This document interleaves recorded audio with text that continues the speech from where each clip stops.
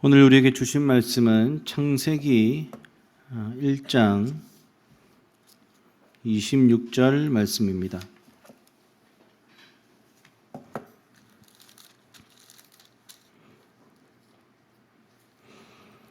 창세기 1장 26절 한 절인데요. 우리 다 함께 한 목소리로 읽도록 하겠습니다. 시작. 하나님이 이르시되 우리의 형상을 따라 우리의 모양대로 우리가 사람을 만들고 그들로 바다의 물고기와 하늘의 새와 가축과 온 땅과 땅에 기는 모든 것을 다스리게 하자 하시고. 아멘. 오늘 하나님의 형상 또 몸에 관하여라는 제목으로 목사님 말씀 증거해 주시겠습니다.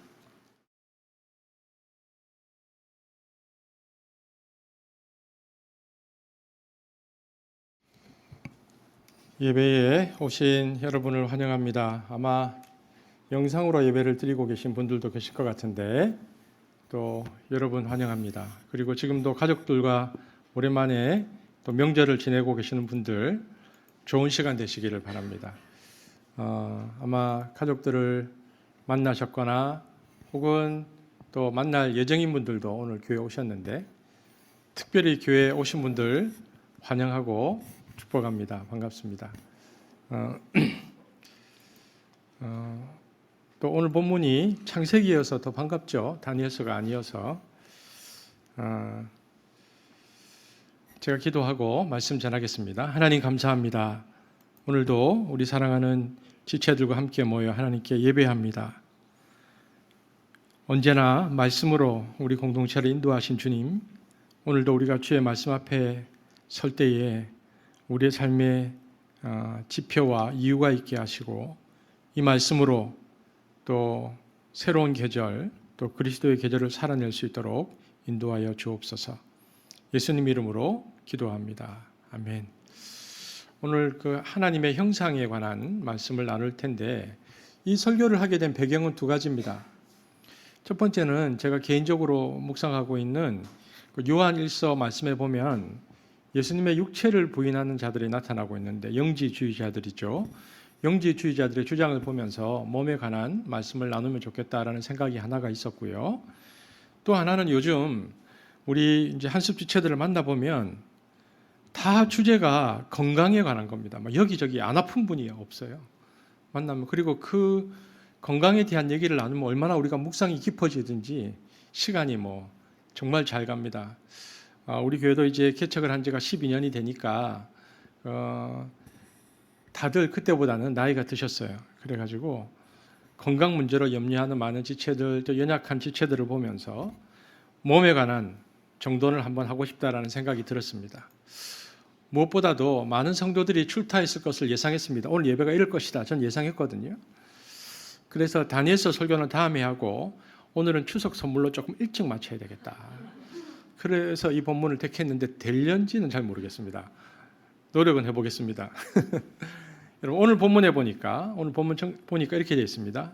하나님이 가라사대, 하나님이 이르시되 우리의 형상을 따라 우리의 모양대로 우리가 사람을 만들고라고 되어 있습니다. 우리는 오늘 성경에서 모세가 표현한 하나님의 형상이라는 단어를 봅니다. 그러면 성경에서 모세가 하나님의 형상이라고 표현했을 때 이 하나님의 형상을 우리가 어떻게 이해할 것인가? 여러분 하나님의 형상이라는 주제는요, 단순히 몇 가지 이야기로 설명할 수 없는 중요한 신학적 주제입니다.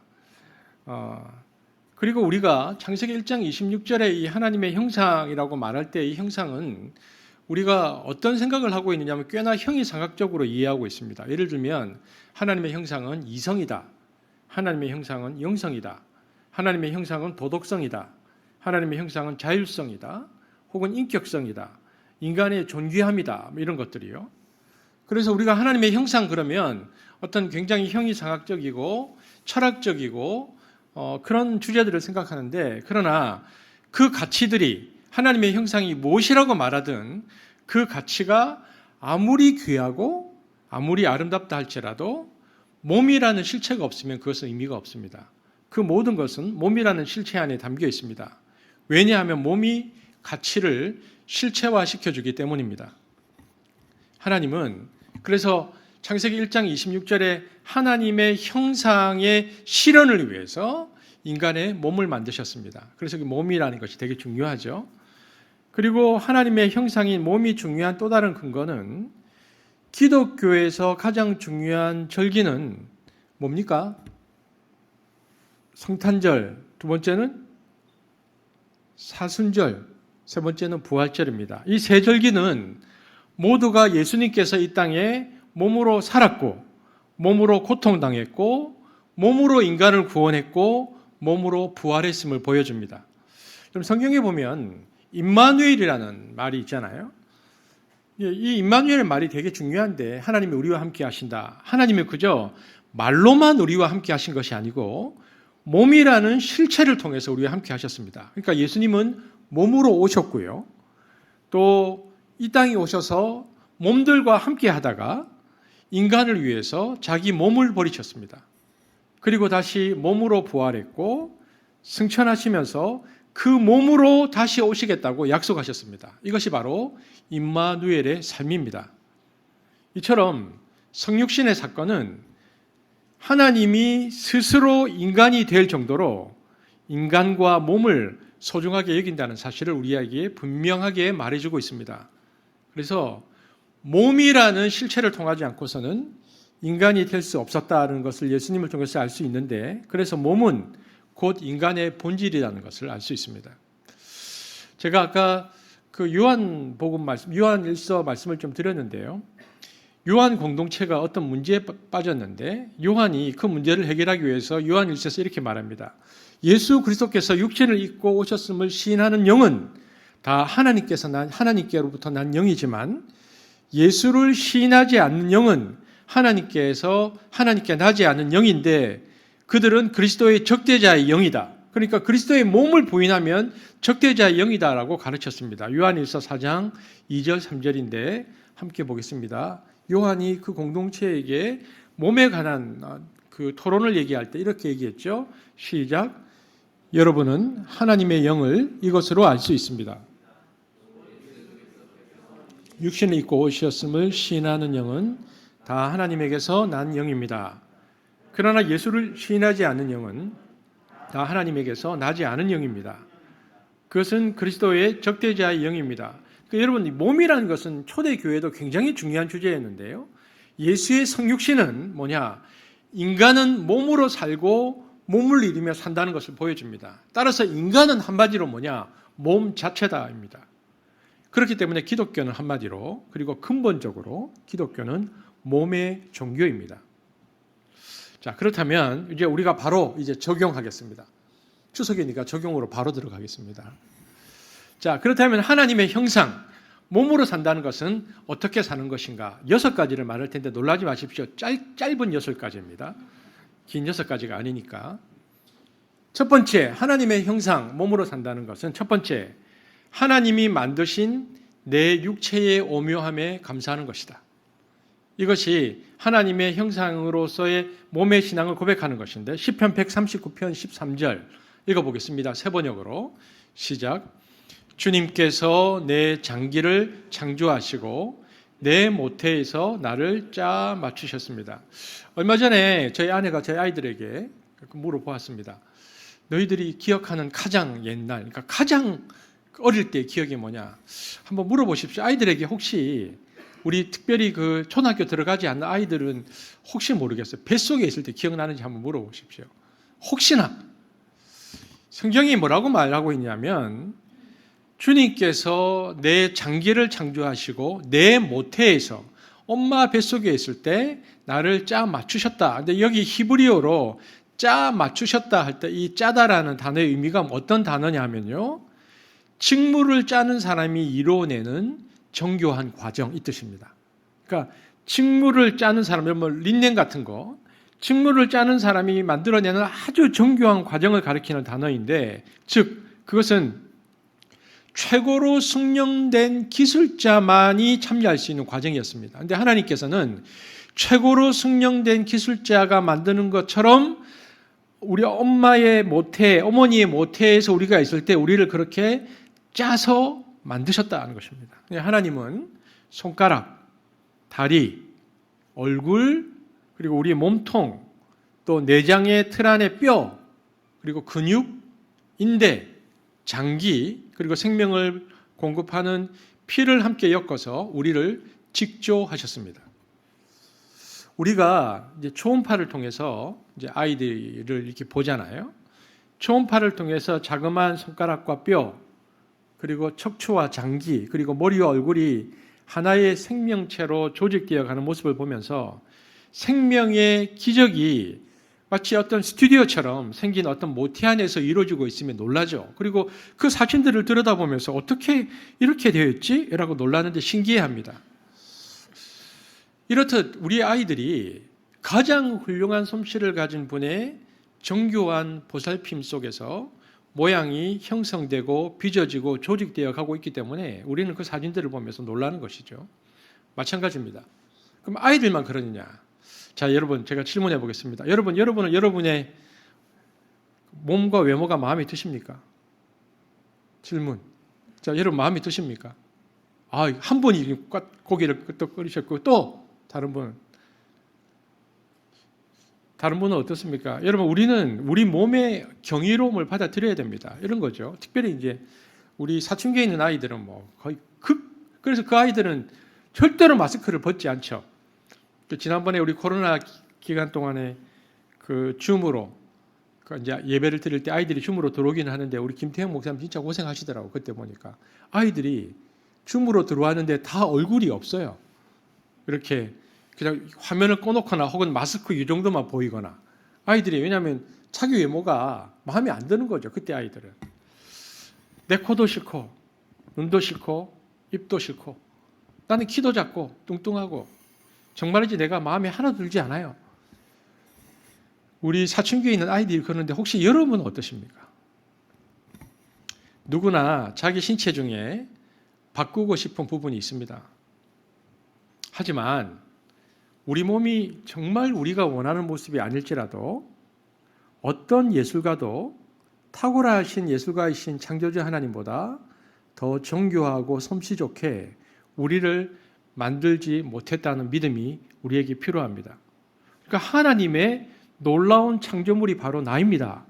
하나님은 하나님의 최고의 솜씨를 발휘하셔서 바로 우리라는 몸을 만드셨습니다. 여러분, 우리는 메이드 인 가드입니다. 하나님께서 우리를 만드신 것입니다. 그러므로 우리는 하나님께서 나의 이 몸을 직접 만드셨다는 경이로움과 감사함으로 하나님께서 내 몸을 직접 만드셨다는 그 믿음의 고백이 필요합니다.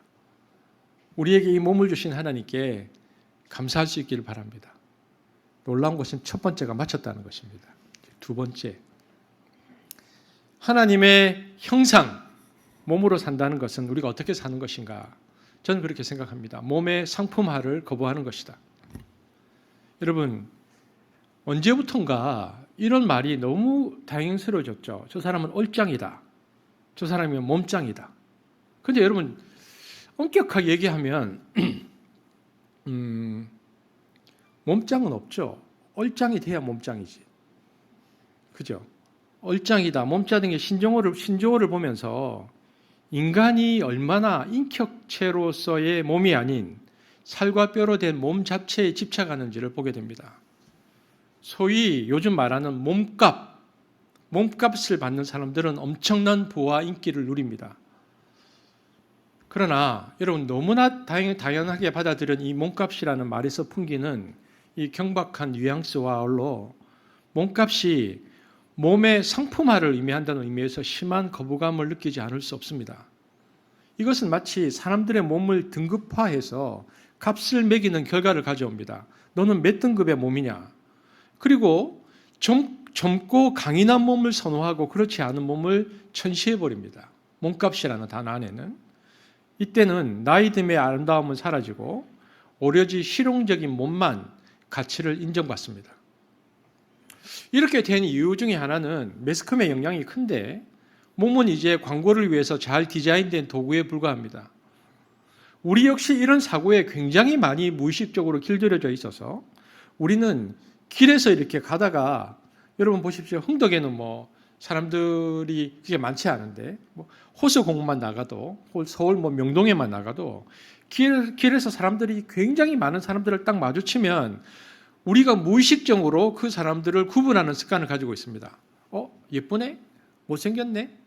예쁜 사람과 못생긴 사람, 주름살 없는 사람과 주름살 있는 사람, 뚱뚱한 사람과 날씬한 사람, 단련된 근육을 가진 사람과 근육이 축 늘어진 사람, 머리카락이 많은 사람과 아예 없는 사람. 여러분, 그렇게 우리가 사람들의 몸을 보면서 무의식적으로 사람들을 구별하면 그런 사고 속에서는 하나님을 영화롭게 한다는 것이 참 힘이 듭니다. 창세기 1장 31절에 보면 우리가 창세기 1장 26절을 읽었는데 이렇게 되어 있죠. 하나님께서 지으신 그 모든 것을 보시니 보시기에 심히 좋았더라. 이 말씀은 각각의 모든 다양한 사람들의 몸을 지으신 분이 하나님이라는 것을 다시 한번 상기시켜 줍니다. 몸들은 다 다르지만 그 모든 몸들은 하나님께서 다 만드신 몸들이라는 것입니다. 그러므로 우리가 사람들의 독특하고 개성 있는 몸을 존중하지 않는 것은 옳은 태도가 아니라는 것입니다.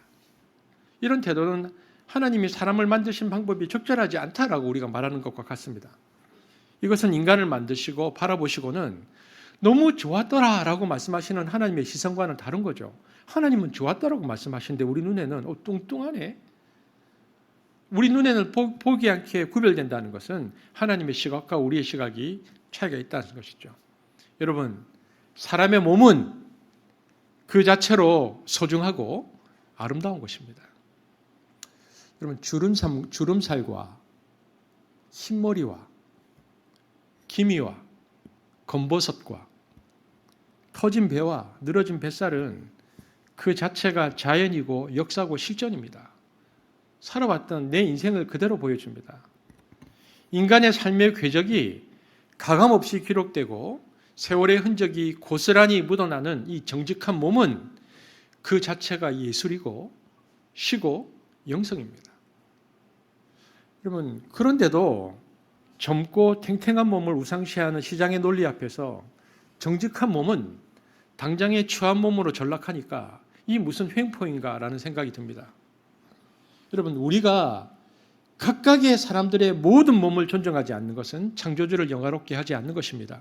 보시기에 좋았더라는 시선과 다르다는 것이죠. 이것은 하나님에 대한 도전입니다. 여러분, 사람의 몸은 다시 말씀드리지만 그 자체로 소중하고 아름다운 것입니다. 여러분, 저는 요즘 제 얼굴을 찬찬히 봅니다. 제가 어떤 느낌을 가질까요? 제 얼굴을 가만히 보면서. 처음에는 나이가 들었네? 이런 생각이 들더라고요. 그런데 주름을 보고 또 제 머리에 하나 둘 나는 흰머리를 보면서 자세히 쳐다봅니다. 그리고 제가 마음에 생각을 하죠. 이 주름과 흰머리도 내가 마음에 들고 사랑할 때까지 끝까지 볼 것이다. 여러분은 어떻습니까? 하나님께서 우리에게 몸을 주셨는데 하나님의 형상으로 몸으로 산다는 것은 그래서 젊고 탱탱한 몸의 상품화를 거부하는 것이고 우리에게 주신 그 각각의 몸을 소중하게 여기고 감사하게 사는 것입니다. 세 번째, 하나님의 형상이 몸으로 산다는 것은 몸의 연약함을 받아들이는 것입니다. 몸의 역설은 뭐냐? 그것은 점토처럼 깨지기 쉽다는 것입니다. 그럼 점토가 부서지고 깨지는 것처럼 뼈도 어긋나고 부러질 수 있습니다. 몸은 추위, 그다음에 피로, 그다음에 스트레스, 그리고 질병으로 인해서 매일매일 고통에 굴복당합니다. 조금만 추워도, 조금만 더워도, 조금만 피로해도, 조금만 스트레스를 받아도, 그리고 단 하룻밤 잠을 자지 못해도 우리 몸은 정말 너무너무 힘들어집니다. 그리고 많은 사람들이 장기간의 질병, 또 암, 또 정서적인 질병, 혹은 지금은 많이 극복되었지만 에이즈로 인해서 고통당하고 어떤 일들은 출생 때부터, 어떤 일들은 사고 이후로 몸이 다쳐서 힘들게 하루를 살기도 합니다. 무슨 얘기입니까? 몸은 완벽하지 않습니다. 몸은 점토 같다는 것입니다. 저는 저를 가만히 보면 저 자신이 마치 진흙으로 빚은 그릇 같다라고 느낄 때가 종종 있습니다. 아니, 매일 있죠. 솔직히 올라올 때도 있었습니다. 저는 남편으로 살아야 되고 아빠로서 살아야 되고 목사로서 살아야 됩니다. 그런데 남편과 아빠와 목사로서 살아가는 일상적인 일 대부분은 저는 저의 몸에 의존합니다. 설교를 준비하는 것, 앉아서 이렇게 쓰는데 설교를 준비한다거나 어떨 때는 또 설거지를 한다거나 또 어떨 때는 운전을 한다거나. 그런데 저는 저의 한계를 너무나 잘 알고 있습니다. 왜냐하면 제 몸이 쉬 지쳐버리고 금방 힘들어한다는 것을. 성경은 우리에게 뭐라고 말하느냐. 우리가 진토 가운데 거한다는 사실을 겸허히 받아들이라고 말합니다. 고린도후서 4장 7절입니다. 자, 한번 같이 읽어보겠습니다. 시작. 우리가 이 보배를 질그릇에 가졌으니 이는 능력의 힘이 큰 것이 하나님께 있고 우리에게 있지 아니함을 알게 하려 함이라. 우리가 보배, 그러니까 예수 그리스도 혹은 복음 또 영생이라는 이 보배를 질그릇 깨지기 쉬운 질그릇 안에 담고 있는 몸입니다. 우리는 우리 몸의 연약함을 통해서 그래서 우리를 창조하신 분을 늘 기억하게 되고 우리를 창조하신 분이 우리에게 필요함을 늘 느끼게 됩니다. 여러분, 저는 예수님의 성육신을 이렇게 생각하면요. 예수님께서 하나님인데 인간의 몸을 입고 오셨잖아요. 이 말은 우리에게 주는 메시지가 저는 크다고 생각합니다. 이렇게 얘기하시는 거죠. 우리 몸의 현실, 우리 몸의 연약함을 편안하게 받아들이라고 예수님께서 우리에게 말씀하시는 것입니다. 보십시오. 하나님이 어떤 것도 제한받지 않으시는 그 하나님께서 성육신 하셨다는 것은 하나님도 제한받으시면서 일하셨다는 것입니다. 그 하나님께서 무소부재, 시간과 공간과 능력에 제한받지 않으신 분이 인간의 몸을 입고 오셔서 제한받으시면서 구속사 일들을 감당하셨습니다. 만약에 제한받으심이 아니면 하나님은 제3의 로보캅 같은 몸을 만들어서 우리 가운데 오셨겠죠. 그분은 지치지도 않고 피곤하지도 않고. 이것은 무엇을 말하는가? 이것은 사도 바울도 그렇게 고백했고 예수님도 그렇게 사셨는데 우리가 우리 몸의 한계를 느끼는 그곳에 은혜가 부어질 수 있고 하나님은 우리 몸의 한계를 통해서 일하신다는 것입니다. 여기 그 유치부실에 오늘 이제 엄마 아빠들이 많이 안 계시네. 유치부실에 엄마 아빠들이 얼마 전에 그런 얘기 하더라고요. 제가 보니까 그 형제들도 이제 형제 자매들도 40이 되어 가더라고요. 여러분 40을 기점으로 밤을 새는 것은 쉽지 않습니다. 그 전 많은 분들이 이렇게 고개를. 왜냐하면 그 전에는 됐거든요. 그런데 40을 딱 넘고 나면 쉬어야 됩니다. 이것을 너무나 안타까워하는 분들이 있습니다. 이전에는 되었는데 안 됐다. 누군가가 이런 표현을 하더라고요. 40살을 두 번째 20살 이렇게 표현하더라고요. 여러분 이 표현이 마음에 드십니까? 저는 이 표현이 굉장히 불편합니다. 여러분 두 번째 20살이라는 것은 무슨 얘기입니까? 40이라는 받아들임의 성숙을 인정하지 않고 그 젊음을 지향하면서 계속 그곳으로 가고 싶다는 뜻이잖아요. 여러분 40살은 두 번째 20살이 아니라 40입니다. 인간은 자신의 연약함과 할 수 있는 일의 제한을 절감할 때마다 자신의 존재를 더 분명히 알게 되고 겸손하게 됩니다. 여러분 이제 그 7층에 가면 책들이 있습니다. 지금 보면 제가 20대, 30대 때 사놓았던 책들인데 제가 요즘 그 책들을 보면서 무슨 생각을 하신지 압니까? 눈이 잘 안 보여서 잘 못 읽습니다. 요즘은. 예전에 그러시더라고 선배들이 눈이 좋을 때 많이 읽어놔라. 근데 그 책들을 보면서 아이고 내가 뭐 이 책들을 많이 사다 모았지 뭘 꼭꼭 씹어 먹으려고 그래도 이가 문제가 있습니다. 그래서 저 씹는 것도 문제가 있습니다. 그러나 여러분 눈이 이가 문제가 되어도 우리의 모습이 어떠하든 우리의 몸집이 어떠하든 성육신은 우리의 한계를 받아들일 수 있는 위로와 격려입니다. 예수님도 그렇게 사역하시고 그렇게 사셨다는 것입니다. 이것은 우리에게 너무나 귀한 영적인 깨달음을 줍니다. 우리는 우리 몸의 한계 때문에 자주 쉽게 좌절하지만 내가 내 몸의 한계를 절감할 때마다 그때마다 내 삶 속에 성육신의 실체를 경험하는 것입니다. 예수님께서 그러셨구나. 예수님께서 그러셨구나. 그러므로 받아들임의 가치, 내 몸의 연약함을 받아들이는 가치는 굉장한 신앙적 태도입니다.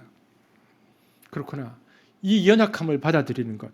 예수님도 그렇게 사셨구나라고 받아들이는 것. 그래서 하나님의 형상이 몸으로 살아간다는 세 번째인 것은 우리 몸의 연약함을 받아들이는 것입니다. 네 번째, 하나님 형상으로서의 몸으로 산다는 것은 공동체의 삶을 사는 것입니다.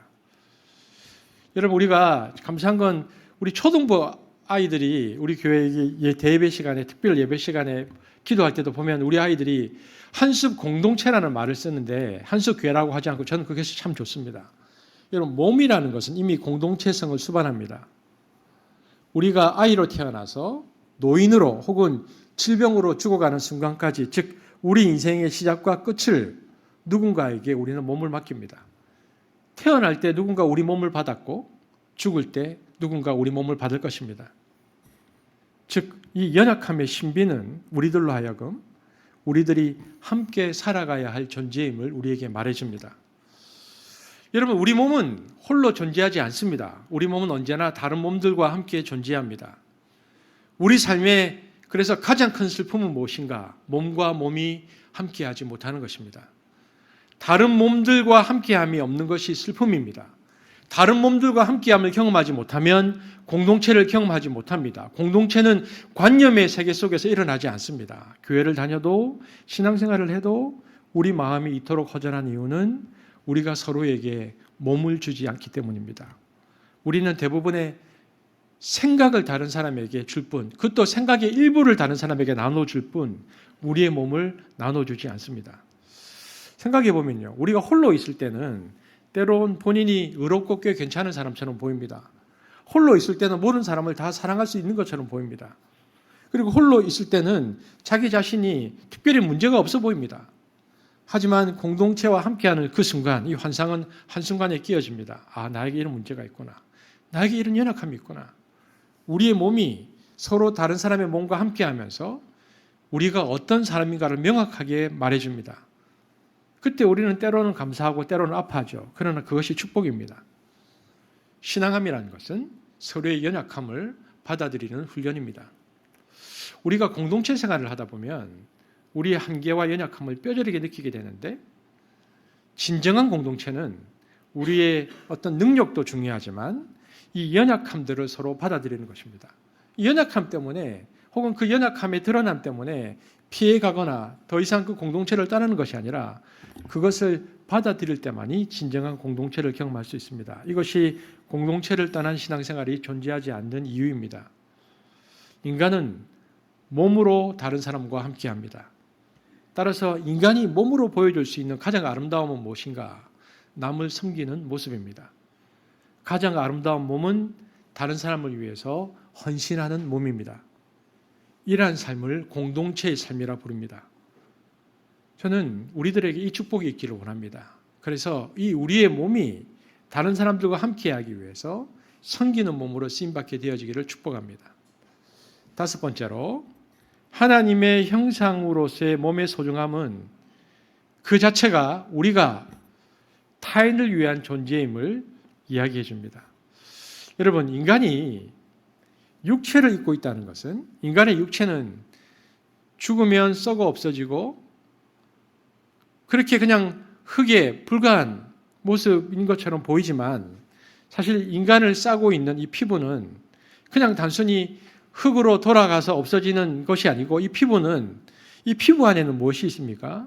생명을 품고 있는 살아있는 흙이라는 것을 알아야 됩니다. 여러분, 히브리인에 의하면요, 인간은 바사르라고 말했는데, 히브리인들은 인간을, 바사르가 무슨 말이냐면 인간은 살이다 이 말했습니다. 그런데 이 살인데 바사르가, 이 살이 그냥 단순히 인간을 에워싸고 있는 포장지가 아니고 자신이라는 어떤 이 살아있는 어떤 존재의 본질을 다른 사람에게 드러내고 그리고 내 안에 있는 생명을 다른 사람을 향해서 열게 하는 수단이다. 이 바사르라고 표현했습니다. 이것은 마치 물을 나누어주려고 한다면 담는 용기와 같은 것입니다. 물인데 이 물을 나눠주기 위해서 용기가 필요한 것처럼 살이라는 것은 우리 안에 있는 어떤 진짜 생명이 있는데 그 생명을 드러내고 그 생명이 남을 향하게 하는 수단이다. 그렇게 이해했다는 것입니다.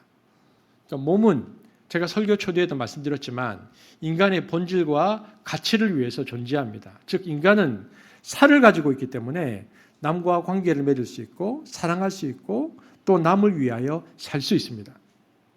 그러므로 이 살은 자기를 남으로부터 구분짓는 것뿐만 아니라 남을 위해서 있는 것이죠. 여러분, 이것은 우리의 이름이 존재하는 이유와 비슷합니다. 나 혼자 살면 이름이 필요 없죠. 이름은 사실 우리에게 필요한 것이 아니고 다른 사람을 위해서 필요한 것입니다. 다른 사람이 우리에게 뭐라고 부를 때 우리가 반응한 것과 똑같습니다. 인간은 살이기 때문에 본질적으로 남을 위한 존재입니다. 예수님께서 십자가에서 돌아가시기 전 제자들과 가진 최후의 만찬에서 이렇게 말씀하셨습니다. 이는 내 몸이다. 너희는 받아 먹어라. 이렇게 말씀하셨습니다. 이로써 예수께서는 뭐라고 말씀하셨냐면 인간의 몸은 썩어 없어질 비천하기만 한 것이 아니라 여러분 왜냐하면 요한 1서에도 나오고 있는데요. 인간의 육체를 비천한 것으로 여기면서 천시하는 성서적이도 않고 그리스도적이지도 않은 그런 당시의 영지주의를 거부하고 남을 위하여 자신을 내올 수 있는 사랑의 몸임을 알게 해주시기 위해서 예수님께서 최후의 만찬에서 내 몸이다 받아 먹어라. 그래서 여러분 우리가 기억할 것은 우리가 남을 위한 몸인데요. 남을 위한 몸으로서 우리가 할 수 있는 가장 중요한 것은 뭐냐? 기도입니다. 우리는 그래서 남을 위해서 기도할 수 있는 존재입니다. 우리의 몸이 다른 사람을 위해서 기도할 때에 그것은 우리 몸이 타인을 위한 존재라는 것을 고백해내는 것입니다. 자, 마지막 6번째. 하나님의 형상으로서의 몸의 삶은 이 세상에서의 우리의 삶이라는 것은 부활한 육신의 씨앗을 심는 시기다는 것을 아는 것입니다. 자, 제가 이것을 설명하겠습니다. 사도 바울은 고린도전서 15장 42절에서 44절에 이렇게 말했습니다. 현대인의 성경을 읽어보겠습니다. 읽겠습니다. 시작. 몸은 42절부터 읽겠습니다. 시작.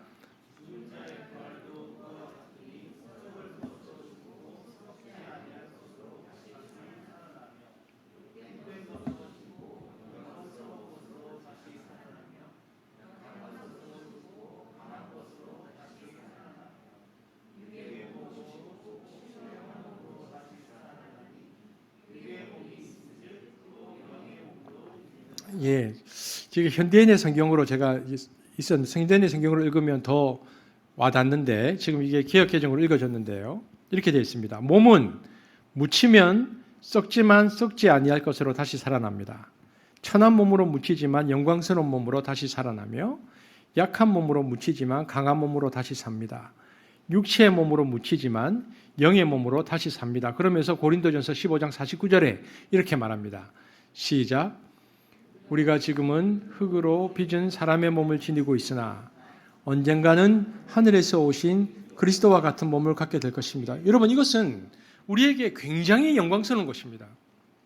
우리가 이 몸 안에서 사는 삶이 결코 헛되지 않는 것은 우리가 몸으로 산다는 것은 매 순간을 영혼의 씨앗으로 여기고 살아가도록 부름받았다는 것입니다.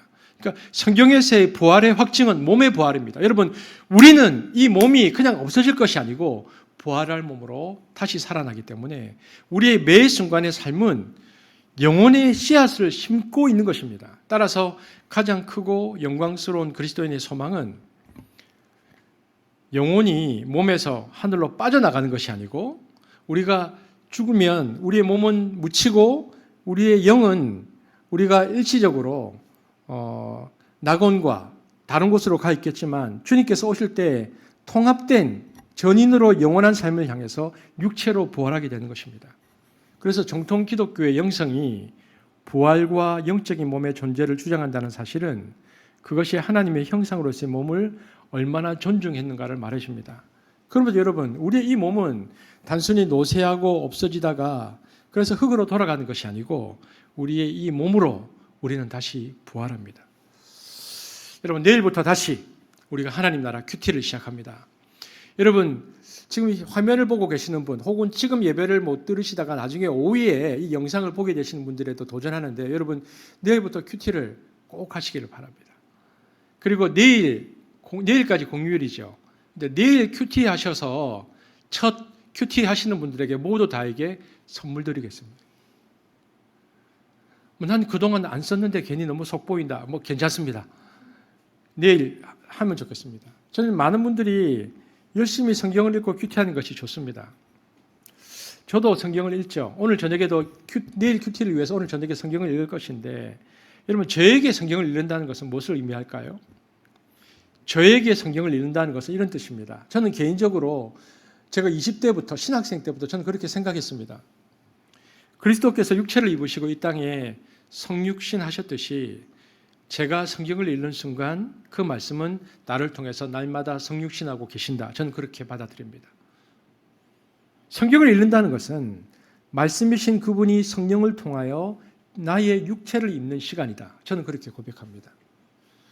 여러분, 그래서 성경을 읽는다는 것은 그분께서 이 시간 나의 육체를 입으신다라는 의미라면, 제가 말씀을 보고 큐티하는 이 아침마다의 시간은 뭐냐? 이 성찬이 됩니다. 왜냐하면 성찬은 그리스도의 죽으심과 부활을 가시화하는 보이는 말씀이기 때문이죠. 우리는 예배가 마칠 때마다 또 주기도문으로 기도하기도 합니다. 주기도문에서 이런 것이 있죠. 뜻이 하늘에서 이루어진 것 같이 땅에서도 이루어지이다. 하나님의 뜻이 있는데요, 그 뜻이 땅에서도 이루어지이다 할 때 그 땅은 흙인데, 저는 그것을 저에게 적용할 때가 많습니다. 그러니까 뜻이 하늘에서 이루어진 것처럼 내가 큐티와 말씀으로 날마다 읽을 때에 그 말씀이 나에게 성육신하셔서 흙인 나의 몸속에서 이루어지기를 원합니다. 저는 주기도문을 할 때마다 이 고백을 날마다 하곤 합니다. 여러분, 우리가 기억할 것은, 그래서 우리의 이 육체는 그냥 썩어 없어질 몸이 아니라 영원토록 하나님과 함께할 그 몸인데, 그래서 날마다 우리의 삶 속에서 그 성육신의 실체를 경험하고 살다가 그 영원한 하늘나라에서 하나님과 영원의 몸으로 사는 것은 너무나 귀한 일이라고 생각합니다. 어제인가요? 한 20년 만에 이전에 있던 교회 형제가 전화가 왔습니다. 미국으로 이민 갔던 형제인데 한국에 오셔가지고 어떻게 제 전화번호를 알게 되었다 하더라고요. 그 형제가 기억하는 우리 다현이는 4살이었더라고요. 4살. 그때 그리고 미국 갔어요. 그래가지고 4살 때 다현이 얘기를 하더라고요. 지금과 전혀 다른 이야기를 하더라고요. 그런 얘기를. 시간이 많이 지났죠. 제가 그 형제를 나이를 물어보니까 50을 훌쩍 넘었더라고요. 저도 청년으로 기억했는데, 어느덧 저보다 연배가 많으신 우리 권사님들 양해해 주십시오. 어느덧 몸이 말하는 것을 경청하는 나이가 훨씬 지났다는 생각이 듭니다. 50이 훌쩍 넘도록 혹사당하던 몸이 이제는 더 이상 견디기 어려워서 꼭 다물고 있던 입을 막 열기 시작한다는 생각이 듭니다. 우리 교회 이제 막 50을 막 넘는 형제들 보면 그래서 마음이 짠합니다. 여러분, 우리 자매들에게 부탁하고 싶은 것이 있습니다. 우리 자매들, 남편들 좀 많이 사랑해 주십시오. 아니, 몸이 아프다고 말하면 어머니들은 되게 공감해주고 함께 아파하는데 아내들은 원인을 따지면서 자꾸 책망합니다. 내가 그래서 챙기라고 했지 않냐고. 그것 보라고 왜 내 말을 듣지 않았냐고. 그러니까 나이 든 남자들이 아프면 자꾸 엄마가 그리워지죠. 좀 긍휼히 여러분 좀 여겨주십시오. 여러분, 저는 그런 생각이 듭니다. 몸으로 체득되지 않는 알미란 것은 인간의 성숙과 진보에 어떠한 도움도 되지 않는다. 저는 제가 얼마나 관념 덩어리인지 잘 압니다. 그리고 얼마나 추상적으로 제 삶을 운영하고 있는지도 잘 압니다. 생각해 보면 제 영혼의 굶주림이라는 것은 상당히 관념적이고 추상적입니다. 제가 그랬습니다. 제가 지금보다 젊었을 때는 기도하는 시간, 말씀 보는 시간, 영성 서적들을 보는 시간들을, 또한 어떤 사람들과 영적인 대화, 영적인 만남, 사역의 어떤 시간들이 굉장히 소중했기 때문에 저에게 있어서 사소한 일, 예를 들면 방 청소, 설거지, 일상적으로 전화 받는 거, 세차, 책장 정리하는 거, 물건 사러 가는 거, 심지어는 어디 은행 같은 데 서서 기다리는 거, 이런 것 때문에 지장을 받으면 어떤 그런 중요한 일 때문에 제가 몹시 짜증을 낸다거나 혹은 그 앞에 여러 가지 단순한 그런 일들은 앞에 영성적인 어떤 시간들을 확보하기 위한 어떤 확보를 해야지만 의미 있는 시간들로 간주할 때가 많았습니다. 그래서 저에게 있어서 삶이란 현장이란 단지 영성의 시간에 실습 차원의 시간으로 간주될 때가 많았죠. 그리고 육체를 가지고 있기에 겪게 되는 육신의 고통이라든지 나이 들어간다는 것이라든지 늙어감이라든지 죽음은 나에게 없어져 주길 바라는 소망이었던 적도 있었습니다. 그리고 그 육체적 경험과 고통은 단지 어떤 영적인 깨달음이 있을 때에만 그래도 좀 의미가 있다. 그 어떤 것들로 알고 지낼 때도 있었습니다. 그러나 그것이 아니라는 것을 알게 됩니다. 우리가 육신을 가지고 있다는 것은 제약이 아니라 더욱 커다란 선물입니다. 나에게 육신을 주신 주님은 성육신을 통하여 날 관념의 세계에서 빠져나오게 하셨고 모든 것을 실제적으로 사랑할 수 있도록 축복하셨습니다. 오늘 아침에도 그랬는데요. 요즘에 아침에 눈을 뜨면 기지개를 켜면서 제 몸부터 하나하나 살펴봅니다. 일단 잘 움직이시나? 그리고 몸을 천천히 움직여보죠. 숨을 힘껏 들이마시려고 하고요. 밥을 할 수만 있으면 꼭꼭 씹어 먹으려고 노력합니다. 몸을 보는 거죠. 제가 목사가 이런 말 하면 안 되지만 만약 다시 한번 태어난다면 저는 몸으로 세상을 한번 느껴보고 싶습니다. 서핑도 하고 그런 것. 제가 오늘 오시지 않았는데 상일 형제가 요즘 50언저리에서 그 배를 타시잖아요. 대단하다는 생각이 듭니다. 제가 어느 터죠? 우리 이남희 형제 터인가요? 다 모이면 몸이 아프다고 하시는데 10월 달에 터 모이면 어디서 하냐니까 춘천인가요? 춘천이 맞나? 마라톤 대회를 나간다더라고요. 그 터가 다. 5km 마라톤 대회. 제가 너무 신선했습니다. 무사히 잘 다녀오시길 바랍니다. 그 터가 마라톤 대회를 나간대요. 여러분, 구원이라는 말로 표현되는 단어가 sojo인데 이게 구원하다라는 뜻으로 표현되기도 하지만 때로는 치유라고도 번역되거든요. 그러니까 구원과 치유가 동시에 있는 단어가 sojo입니다. 이 말이 의미하는 바는 구원은 영혼뿐만 아니라 전 인격과 관련된 것입니다. 여러분은 경건이 무엇이라고 생각하십니까? 경건이란 무엇인가? 경건이 무엇인가를 이전에 아주 몇십 년 전에 경건이 무엇인가를 중년을 살아가시던 우리 이모가 그 당시에 담임 목사님 80 되시는 담임 목사님에게 물었습니다. 궁금해서 목사님 경건이 무엇입니까? 그때 그 목사님이 이런 말씀하셨습니다. 경건이란 잘 먹고 잘 자고 잘 배설하는 것이다. 저는 이 설교를 준비하면서 그 모 교회의 목사님 말씀이 생각이 납니다. 잘 먹고 잘 자고 잘 배설하는 것. 그것이 우리가 몸이라는 것을 말해줍니다. 그리고 그것이 경건입니다. 그것이 되지 않아서 우리는 몸부림치지만 그러나 그것이 우리의 성화의 결과이고요. 우리가 몸으로 살아가는 신앙의 실체입니다. 하나님의 형상으로서의 몸 서로 아끼며 사랑하기를 바랍니다. 그리고 스스로에게 그리고 주위에 쓰다듬어주고 포옹하고 그리고 손을 잡아주면서 서로에게 격려가 위로가 되기를 바랍니다. 이제 추석이 지나고 있는데요. 우리 가족들 오늘 예배를 드리고 있는 분이 계시다면 가족들 어깨도 한번 쓰담쓰담 해주시고 손도 잡아주시고 그리고 또 어머니들 늘어난 흰머리를 보면서 어머니 위로하고 격려도 해주시고 그리고 자기 몸 때문에 갈등하고 어려워하는 10대들 위로하고 격려하고 그리고 우리에게 이 몸을 주신 하나님께 감사하면서 우리가 하나님의 형상으로서의 몸을 느끼며 살아가는 저와 여러분 되어지기를 주의 이름으로 축복합니다. 그리고 제가 기도하기 전에 오늘 오신 분 그리고 영상을 보고 계시는 분 오늘 나중에 김태형 목사님 나오셔서 설교 한 줄 쓰기 할 건데 오늘 한 줄 쓰기 하시는 분에게도 제가 추석 선물 드리도록 하겠습니다. 자, 기도하겠습니다. 하나님 감사합니다.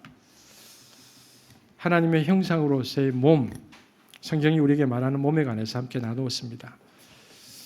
우리 지체들 어디에 있든지 간에 건강한 몸으로 또 무사히 우리가 함께 만나기를 소망합니다. 하나님, 우리가 몸으로 사랑하게 하시고 몸으로 공동체를 이루게 하시고 몸의 연약함을 받아들이게 하시고 몸의 소중함을 알게 하시되 몸을 통하여 예수님께서 그러하셨듯이 섬기며 사랑하게 하여 주옵소서. 예수님 이름으로 기도합니다. 아멘.